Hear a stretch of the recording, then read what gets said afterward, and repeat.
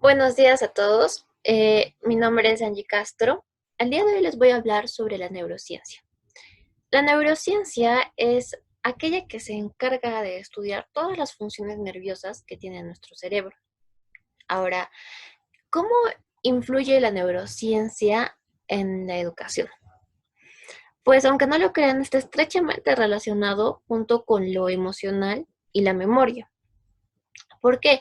Porque lo que quiere el maestro es poder captar la atención de su estudiante. ¿Y eso cómo lo hace? Lo hace mediante juegos, mediante dinámicas. Aparte de eso, va a necesitar de esto, que es la neurociencia, para poder generar ese aprendizaje. Como que, por ejemplo, primero debe captar la atención del estudiante. ¿Cómo hace eso? Mediante un filtro reticular. Un filtro reticular nos va a ayudar a que el estudiante esté más alerta a todo lo que sucede en su exterior. Este filtro reticular se rompe cuando el cerebro detecta una amenaza externa. ¿Cómo podemos nosotros hacer que este filtro reticular se rompa como docentes? Dándole al estudiante algo que lo saque de su zona de confort. Entonces es ahí donde el estudiante va a estar más propenso, más presto a querer aprender o recibir toda la información, y parte de esa información o toda se queda almacenada dentro de su memoria. Ahora, dentro de las dinámicas o los juegos que nosotros le presentemos al estudiante, vamos a tener que lanzar predicciones como pequeños aciertos, donde los estudiantes van a tener que ver cuáles son ciertos y cuáles no lo son.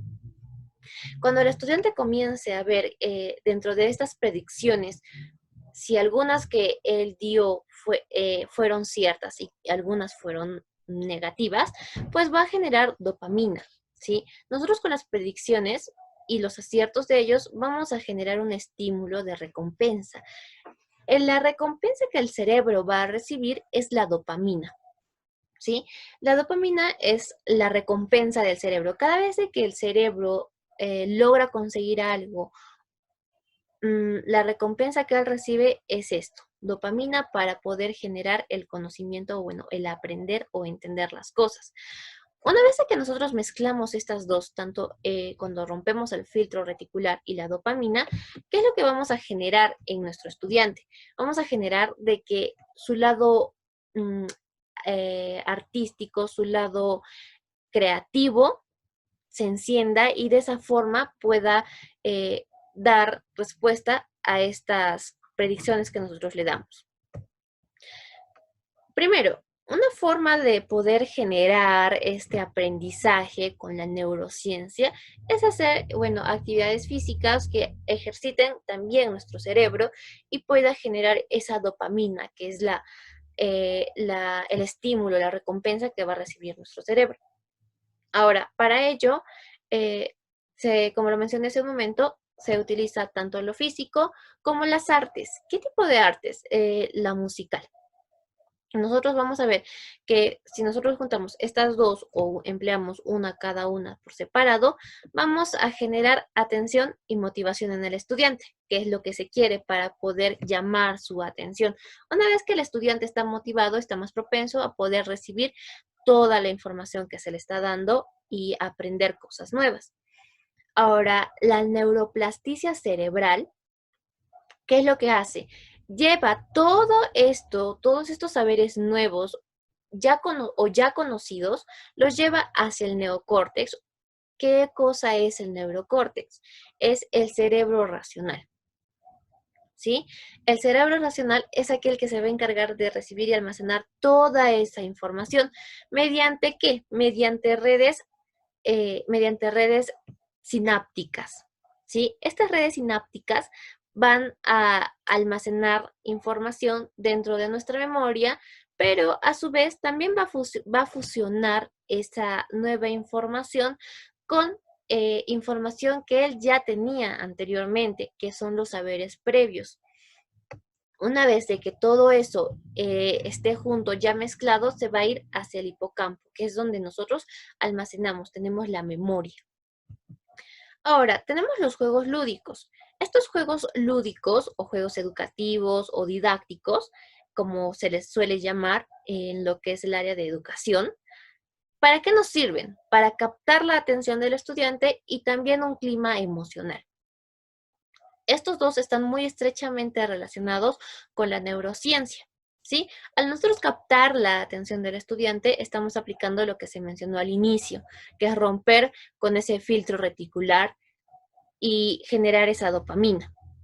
Ahora, el clima emocional se va a generar después de que el estudiante haya dado los aciertos, haya dado la neuroplasticia, se va a generar el clima emocional. ¿Por qué? Porque si las predicciones que se dieron fueron acertadas o fueron negativas, va a generar que el estudiante se sienta bien o tal vez que se sienta mal. Pero es ahí donde entra la guía del docente. ¿Cómo va a guiar el docente? Pues le va a tener que decir al estudiante que equivocarse no está malo. ¿Por qué? Porque eso va a generar conocimiento, va a generar que él aprenda de ese error que ha tenido y ese aprendizaje ya se va a quedar en el hipocampo. Ahora, estos juegos lúdicos, ¿qué es lo que quieren reforzar? Nos dice que quieren salir del paradigma de lo que es repetitivo, de toda esa educación repetitiva, memorística que se daba antes. Ya de por sí los juegos lúdicos son muy, muy, muy antiguos. Entonces, lo que se quiere ahora es demostrar o reafirmar que estos son métodos que realmente sirven para poder brindar educación al estudiante. ¿Cómo podemos utilizar los juegos lúdicos? Pues es simple. Los juegos lúdicos, para poderlos realizar, vamos a tener que notar ciertas características.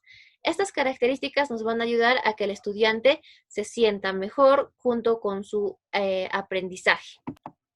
Ahora bien, en un mundo hiperconectado como en el que nosotros vivimos actualmente, nosotros queremos hacer que el estudiante desarrolle sus habilidades sociales. ¿Y cómo lo va a poder hacer? Mediante los juegos, ¿sí? Mediante los juegos desarrolla habilidades y también genera aprendizaje. Ahora, no queremos que el estudiante aprenda todo a través de una pantalla, como lo que está sucediendo ahora. Es por eso que en muchos casos el aprendizaje que se les está dando tal vez no es muy provechoso para el estudiante porque no lo aprende, solamente lo ve, lo observa, pero no lo practica. Entonces, con un juego lúdico o con un juego didáctico, educativo, el estudiante va a poder llevar a la práctica todo esto que se le está dando. Ahora, estos juegos también distraen al estudiante, también hace que se aleje de eso que genera aburrimiento en las clases, ¿sí? Ahora, vamos a centrarnos más en lo que es nuestra área, que es las matemáticas, ¿sí? Hay juegos lúdicos que se van a clasificar mediante la edad que tengan para fortalecer ciertas habilidades y también se van a clasificar por áreas. Nosotros, por ejemplo, en lo que es matemática, vemos juegos de procedimientos conocidos, ahora también vemos juegos de conocimiento, juegos de estrategia. Ahora, los juegos de procedimiento conocido se van a dividir en dos. Los juegos sin modificaciones y los juegos con modificaciones. Estos juegos de procedimientos conocidos son con los que con los que convivimos naturalmente. Por ejemplo, ¿quién no ha jugado dominó o tal vez damas o ajedrez?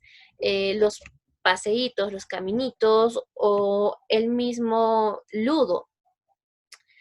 Estos juegos pueden ser modificados de una forma en la que se lleve a las matemáticas o a cualquier tema que nosotros querramos relacionarlo, ¿sí? También tenemos juegos de conocimiento, como se mencionó antes. Son juegos que se van a clasificar en dos, juegos sin calculadora y juegos con calculadora. Los juegos sin calculadora son aquellos que van a ser mucho más fáciles de desarrollarse. Por ejemplo, la suma. Nosotros vamos a tener que utilizar todo lo que nosotros conocemos de números para poderlos ordenar. Ahora también el cuadrado mágico. En el cuadrado mágico, o también como lo conocemos, Sudoku, vamos a tener que hallar la suma de forma horizontal, vertical o en X que nos dé la misma respuesta. Los juegos con calculadora ya son un poco más complicados, donde el estudiante va a tener que aplicar conocimientos eh, mucho más avanzados.